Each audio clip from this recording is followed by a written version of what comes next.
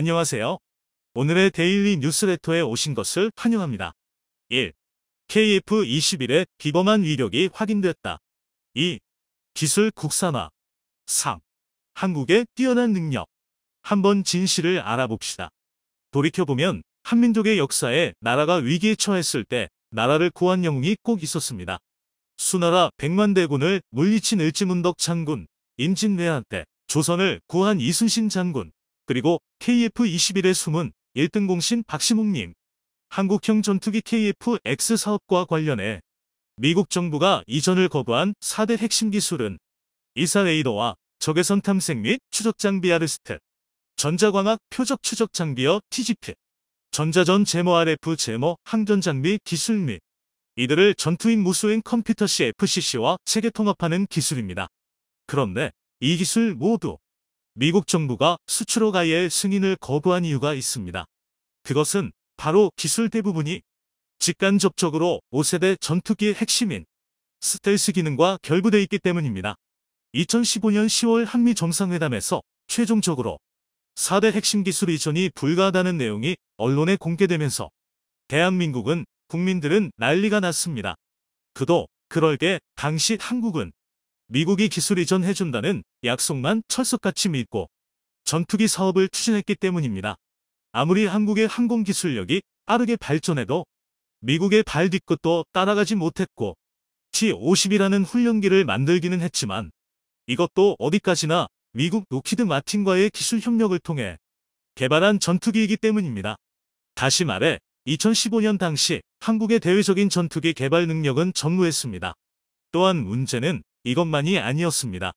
KF-X 사업비 증가도 불가피해졌습니다.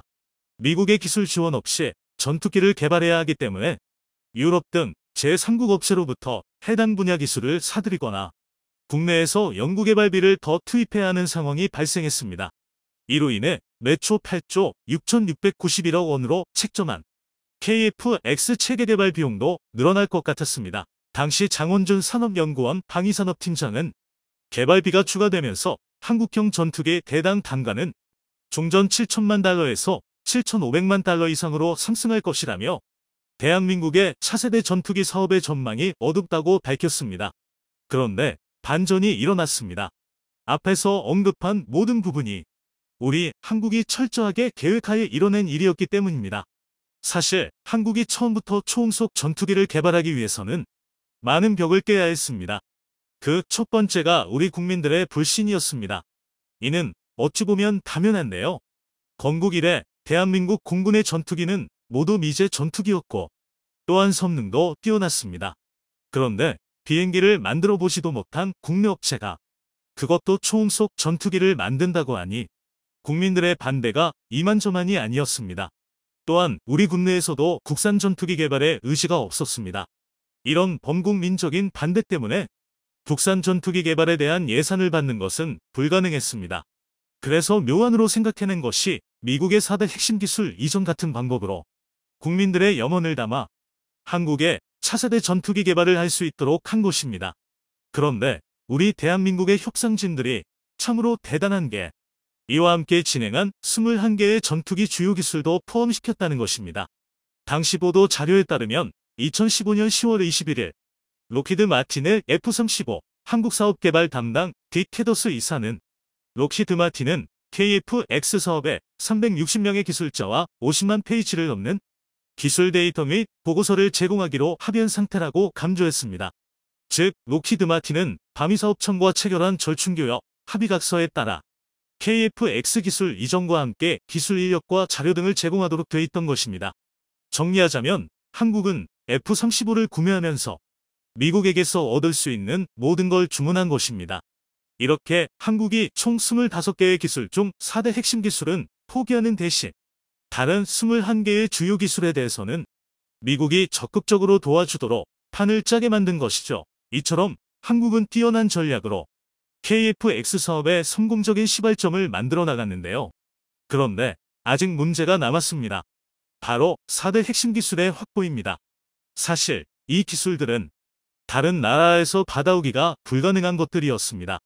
그런데 이마저도 한국에 보관이 숨겨져 있다는 것을 아는 사람은 그리 많지 않았습니다. 4대 핵심 기술 중 가장 우선시되는 이사 레이더 확보가 시급했습니다. 이것을 얼마나 빨리 확보하냐 못하냐에 따라 차세대 전투기 사업의 명운이 달릴 정도로 중차대한 일이었는데요. 이사 레이더는 전자파를 이용해 공대공공 대공공대지 공대지 표적을 탐지 추적하는 장비입니다.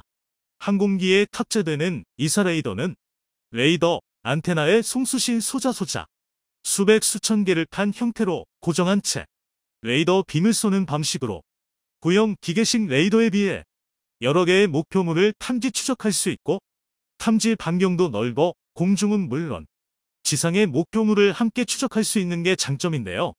이사 레이더는 기계식 레이더에 비해 정보 처리 속도가 1000배가량 빨라 F-35의 핵심인 스텔스 성능 향상에도 유리할 뿐만 아니라 특히 적 레이더 교란 등 전자전 능력 역시 기계식 레이더에 비해 3에서 4배 정도 강한 것으로 알려져 있습니다.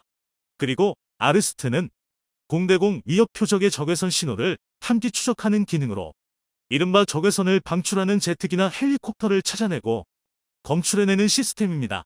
이와 유사한 것으로는 전방 출시 적외선 플라르가 있지만 플라르는 전방만 감시하지만 아르스트는 광범위하게 장거리를 감시하는 점에서 차이가 있습니다. 그리고 TGP는 전자광학 및 적외선 센서를 통해 주야간 표적을 탐지 추적하고 레이저를 이용한 무장 유도 및 자상 대한 정밀 타격이 가능한 함전 장비인데요. 마지막으로 전자파 방해 장비인 RF 제머는 위협 신호를 수신해 자동으로 추적하고 기만, 신호 및 잡음 재밍 신호를 감사함으로써 항공기의 생존성을 증대시키는 핵심 장비입니다. 이렇듯 이것들은 반드시 전투기에 필요한 기술들이었습니다. 그런데 당시 장명진 방사청장이 언론에 공개한 발언으로 전 세계가 발칵 뒤집어졌습니다. 그 이유는 아르스트, 오거, RF 제머 세 가지 항전 장비 개발 및 항공기와의 체계 통합 가능성에 대한 기술 검토를 한 결과 국내 개발을 우선적으로 추진하되 필요하면 해외 기술 협력을 수행하겠다고 밝혔습니다. 즉, 한국은 이미 이 모든 것을 계획하고 국내 기업들을 통해 해당 기술력을 사전에 확보한 상태였다는 것이죠. 결국 4대 핵심 기술은 이사 레이더의 소프트웨어인 공대지 공대해 모드 알고리즘과 CFCC와의 체계 통합 기술 확보가 남았는데요. 그런데 이마저도 한국은 이스라엘 엘타 시스템과의 협약을 바탕으로 이사, 레이더, 안테나 및 전원 공급기, 그리고 레이더 신호 처리기를 통합하는 등 항공기용 이사 레이더를 개발했습니다. 그리고 가장 문제가 됐던 레이더의 알고리즘은 스웨덴의 사브와 계약을 통해 개발하기로 하며 사업을 추진했는데요. 당시 알려진 바에 따르면 에드와 사브가 주도하는 레이더 개발 프로그램 비용만 미화 2,500만 달러, 한화 약 300억 원으로 알려졌습니다. 그리고 이런 천신만고의 노력 끝에 한국은 주한미군의 항공기를 정비하는 MRO 사업과 T-50의 개발과 수출을 통해 자신감을 쌓고 독자 개발을 이어갔습니다. 4대 핵심 체계가 차례로 개발됐고 2020년 9월에는 시제기의 최종 조립을 시작했는데요. 이런 노력 덕에 지난 7월 19일 KF-21의 첫 비행이 무사히 마무리됐습니다. 첫 개발 선언으로부터 무려 21년 만에 시제기의 첫 비행이 이뤄진 것입니다. 충분히 포기할 수도 있었지만 이 모든 것에 절대 굴하지 않았고 또 수많은 난관을 극복하며 시험 비행까지 온 KF-21 보라매가 굉장히 자랑스러운데요. 하지만 그럼에도 아직은 마음 놓고 자축할 수 없습니다. 시험 비행은 이제 막 시작됐을 뿐이며 KF-21 보라매에 탑재될 여러 장비와 무장의 테스트가 완벽히 마무리돼야 진짜 개발 성공이라 할 수 있기 때문입니다. 그리고 그 중에서도 특히 주목해야 할 것은 한국이 독자 개발 중인 한국형 공대공 미사일의 성공 여부입니다. 현재 대한민국은 KF-21 보라매의 달 국산 미사일을 개발 중입니다. 그렇다고 우리의 차세대 전투기에 장착할 무장이 없는 것은 아닙니다. KF-21의 무장은 이미 마하 4의 초음속 기동이 가능한 고성능 장거리 공대공 미사일 미치어와 무려 60G의 고기동성을 가진 5세대 단거리 공대공 미사일 아르스트-T를 보유 중입니다. 그런데 문제가 좀 있습니다. 먼저 이미 통합된 미치어와 아르스트-T는 유럽산이라는 아주 치명적인 단점이 있습니다. 유럽제 무기는 해외 수출에 굉장히 불리하기 때문이네요. 구체적으로는 유럽연합 차원의 무기 금수 조치가 아주 많아서 KF-21을 해외 수출할 때 패키지로 판매하기 어렵다는 것입니다. 물론 답이 없는 것은 아닙니다. 미국과 잘 협상해 미제 AIM-120 항남과 AIM-9X 사이드와인더를 KF-21 보라매에 통합한다면 큰 문제 없이 전투기 수출이 가능합니다. 뿐만 아니라 전시에 주한미군의 보유 재고를 마음껏 사용할 수 있습니다. 하지만 이 역시도 완벽한 정답은 아닙니다. 정비와 유지 관리, 그리고 추후 개량을 고려할 때 미제 무기 역시 한계가 뚜렷하기 때문입니다. 즉 결국엔 외산이란 뜻이죠. 그래서 많은 전문가들이 오래전부터 국산 공대공 미사일을 개발해야 한다고 목소리를 높였는데요. 지금 추진 중인 국산 단거리 공대공 미사일과 중거리 공대공 미사일이 그 성과라고 할 수 있습니다. 그렇다면 국산 공대공 미사일의 성능은 어느 정도일까요? 먼저 단거리 공대공 미사일의 경우 완벽한 적외선 추적, 좀 더 정확히는 5세대 IR 미사일을 목표로 개발이 진행되고 있습니다. 5세대 IR 미사일은 IR 센서와 추진체, 그리고 파일럿과의 연동 능력이 크게 개량된 차세대 적외선 미사일인데요. 가장 주목할 점은 발사 후 자동 추적 모드인 롤을 특유의 고기동성과 연계해 후방 공격이 가능하다는 것입니다. 롤은 미사일을 쏘는 전투기가 적을 보지 못하더라도 동료기의 데이터를 이용해 적의 위치를 예상한 뒤 예상 좌표로 발사된 미사일이 이후 적외선 탐색기로 적을 파괴하는 신기술인데요. 50에서 60G, 그러니까 일반 중력의 50에서 60배를 견딜 수 있는 5세대 단거리 미사일의 경우 발사 직후 180도 방향을 전환해 바로 뒤에 붙어있는 적기를 격추하는 것이 가능합니다. 현재 우리 군에서는 2026년까지 적외선 탐색기 등 미사일에 사용될 여러 부품을 개발한 뒤 본격적인 개발을 추진할 예정입니다. 하지만 아무리 무수한 단거리 미사일이라도 아직까지 공중전의 핵심은 누가 멀리 보고 멀리 쏘는지를 겨루는, 이를 위해 반드시 필요한 게 중거리 이상의 공대공 미사일입니다. 그래서 현재 군은 미티어나 AIM-120개 암람에 구현된 양방향 데이터링크가 적용된 차세대 중거리 미사일을 개발 중입니다. 기존까지는 국산 함대공 단거리 미사일, 해공의 개량형일 것이라는 관측이 많았습니다. 하지만 에드에 따르면 해공은 기본형이 AIM-120 암람보다 너무 가벼워 문제라고 합니다. 그래서 아무리 잘 개발되어 봐야 상대적으로 구식 취급을 받는 AIM-120보다 사거리를 포함한 종합 성능이 떨어진다는 것인데요. 따라서 국산 중거리 미사일은 KF-21의 주력 무장인 미티어 미사일처럼 덕티드, 램제트 로켓을 적용했고 내부 무장창에 탑재할 수 있는 사거리 100에서 200km 급 미사일이 될 가능성이 높습니다. 이미 공대함 유도탄을 개발하면서 탐색기와 데이터링크 기술이 어느 정도 확보되었으므로 개발이 성공할 가능성이 굉장히 높은데요. 따라서 보라매 120대가 실전 배치될 2032년이면 국산 단거리, 중거리 미사일을 모두 볼 수 있을 것입니다. 이렇게 되면 플랫폼인 전투기부터 무장까지 국산화를 통해 완전한 자주국방을 달성하는 것입니다. 대지와 하늘을 잇는 흰 기둥이 솟아오릅니다.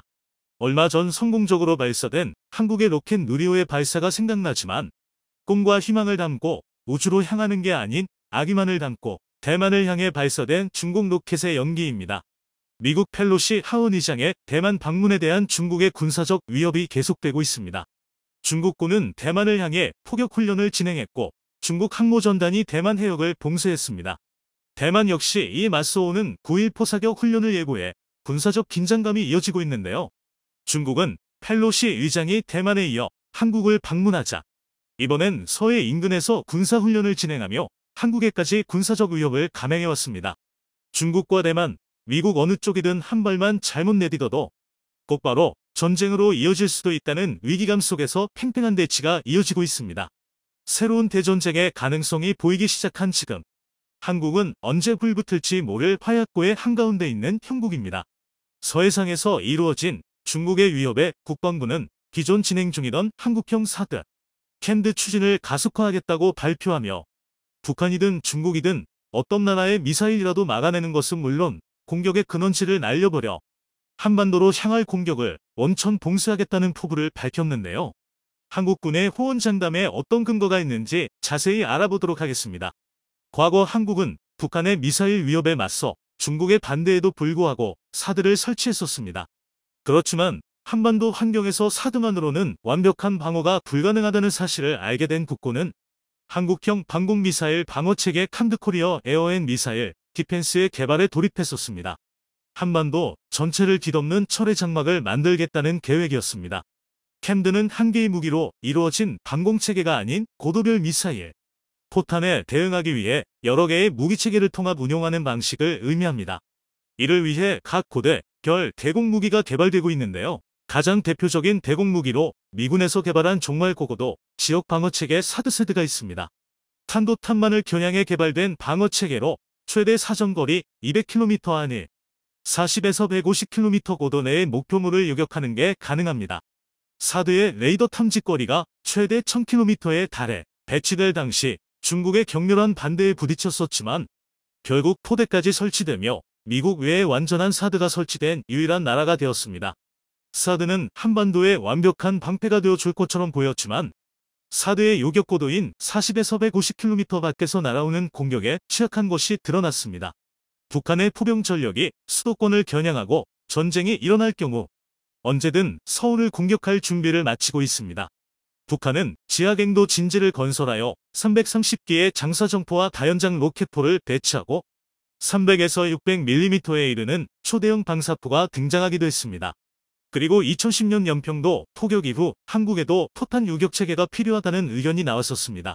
낮은 고도로 날아오는 수백 발의 포격을 막기에는 사드의 요격 시스템만으로는 불가능한 일인 것으로 판단한 국군은 이스라엘의 아이언돔에서 영감을 얻어 일명 한국형 아이언돔 장사 정포 요격 체계 램드의 개발에 들어갔었습니다. 밤하늘에 별들의 전쟁이 펼쳐졌습니다. 지하드의 미사일 공격을 이스라엘의 미사일 요격 체계 아이언돔이 막아내는 모습입니다. 지난 5일 이스라엘의 공습으로 팔레스타인 이슬람 지하드 피지의 고위 지휘관이 사익스하자 이에 대한 보복으로 예루살렘을 향해 600발의 미사일을 발사했습니다. 비처럼 쏟아지는 미사일을 막기 위해 아이언돔은 밤낮을 가리지 않고 불을 뿜어내고 있습니다.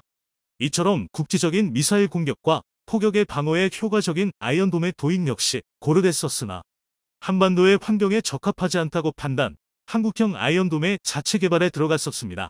그리고 올해 2월 한국형 아이언돔 램드의 시험 발사에 성공했습니다. 개발에만 2조 8,900억 원이 투입된 램드는 양산되어 수도권 및 주요 방어 목표 일대에 배치될 예정인데요. 이사 능동 위상 배열 레이더를 사용해 거리 40km 고도 10km 이하의 방사포탄과 탄도 미사일을 정확히 탐지하고 한 번에 100발 이상의 적 포탄이 동시에 날아와도 추적 가능한 대공 무기체계입니다. 미사일 발사대 일대에 요격 미사일 16발이 탑재되는데 완편된 램드 시스템은 총 192발의 요격 미사일을 탑재하고 최고 9개의 원제된 램드 시스템이 만들어진다고 하는데요. 총 1728개의 요격 미사일이 한반도에 배치되는 것입니다. 현재 램드에 탑재될 해공 함대공 미사일의 한 발당 가격은 10억 원이지만 개발사인 LHS1에서는 3D 프린터 기술 등의 도입을 통해 가격을 현재의 절반으로 낮춰 대량 양산할 계획이라고 합니다. 램드는 2035년 완성을 목표로 하고 있었지만 국방과학연구소는 6년 앞당긴 2029년까지 개발 완료하겠다고 밝혔습니다. 2024년을 목표로 하고 있던 장거리 지대공 유도무기 SM 역시 같은 달 시험 발사를 성공적으로 마치며 완성 단계에 도달했다는 것을 보여주었는데요. 다계능 레이더 1대, 교전통제소 1대, 대탄도탄 유도탄 발사대 2대, 대항공기 유도탄 발사대 2대로 구성되어 탄도탄과 항공기 모두에 대응 가능한 대공무기입니다. 영상 속 부유 시험에서 보듯 고고도에서 정교한 궤도 수정을 통해 적 IVM을 요격하는 게 가능합니다. 한반도 방공망의 한 축으로 자리 잡을 차세대 이지스 구축함 정조대왕 함 역시 얼마 전 진수식을 마쳤었는데요. 최대 탐지거리 1800km를 자랑했지만 탑재될 것으로 기대받던 ICBM 요격 미사일인 SM-3가 배제되고 SM-6 미사일까지만 탑재되어 눈만 있고 주먹은 없다는 기존 한국 이지스함의 평가를 이어가는 듯했습니다. 정조대왕 함을 비롯한 KDXI 배치-II 세척의 수직 발사 체계는 SM-37가지 운용할 수 있도록 설계되어 있는데요. 이 때문에 최대 사거리 2,500km 요격고도 900km에 달하는 탄도 미사일 방어 함대공 미사일 SM-3가 정조대왕 함에 탑재되어 북한의 ICBM, SLBM을 차단해 줄 것으로 기대받았었습니다. 지난 8월 1일 열린 국방위원회에서 SM-3를 왜 배제했느냐는 한기호 의원의 질문에 이종석 국방장관은 합참에서는 소요상으로는 충분히 필요하다 판단했을 것이나 이지스함의 작전 개념과 한반도에서 탄도탄 지상 방어를 위한 SM-3의 운용이 반드시 일치하지 않는다. 그래서 운용 순위와 작전 운용 개념을 고려해 SM-3에 대한 전력화 속도를 조정 중이다라고 답변했는데요. 이에 대해 한기호 의원은 아직도 도입 미정인 상황을 지적하며 북한의 지대지 탄도탄과 SLBM의 방어는 현재 지상 기반 캠드로는 한계가 있다고 말했습니다. 이종석 국방장관 역시 무기체계와 함정을 동시에 전력화하도록 발전시키겠다고 답했습니다. 이러한 질의를 통해 군사 전문가들은 국방부 측에서도 SM-3의 필요성을 인지하고 있으나 정치 경제적 비용을 고려해 도입을 보류한 것으로 추측하고 있습니다. 최선의 방어는 공격이라는 말이 있습니다. 그리스 최강의 전술이었던 팔랑크스 친 방패와 방패를 맞대벽을 구축하고 긴 창을 이용해 적을 공격하는 뚫을 수 없는 무적의 방진이었습니다. 한반도의 방패가 완성되어 가고 있는 만큼 적을 향할 창 역시 중요한데요. 북한이 보유한 방사포나 탄도 미사일의 물량이 막대한데 이 물량으로 밀어붙인다면 캠드로도 막을 수 없는 게 아니냐는 의혹에 군사 전문가는 다음과 같이 대답했습니다. 화살이 아니라 사수를 공격해야 한다. 날아오는 포탄이 아닌 공격이 시작되는 지점을 타격해서 공세를 끊어내야 한다는 말인데요.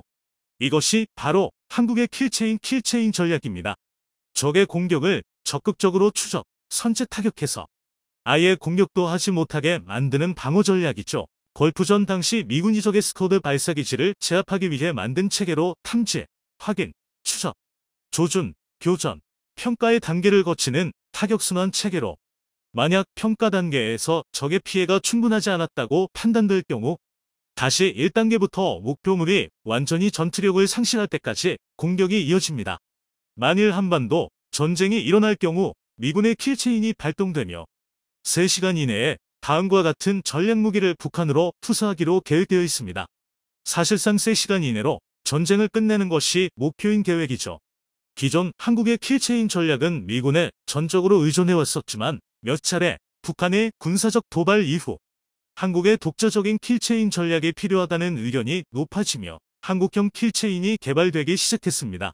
한국형 킬체인은 북한이 핵무기를 사용하기 전에 전쟁을 끝내는 것을 목표로 하여 계획되고 있는데요. 이와 같은 킬체인을 성립시키기 위해서는 미군과 같이 적을 압도할 수 있는 작전 수행 능력을 갖추고 있어야 합니다. 유해, 공군 주요 전력을 총동원, 일제 타격으로 30분 이내로 주요 목표물을 제압할 수 있도록 구축 중이며 2023년 완성될 계획입니다. 최강의 방패와 최강의 창을 부딪히면 누가 이기냐는 오래된 고사성어있죠. 모순의 대결은 현대에도 계속되고 있는데요. 현대전에서 이기기 위해선 최강의 창뿐만 아니라 최강의 방패도 가지고 있어야 할 것입니다. 굳건해진 방어로 적의 위협에도 흔들리질 않을 강군의 탄생을 기대해봅니다.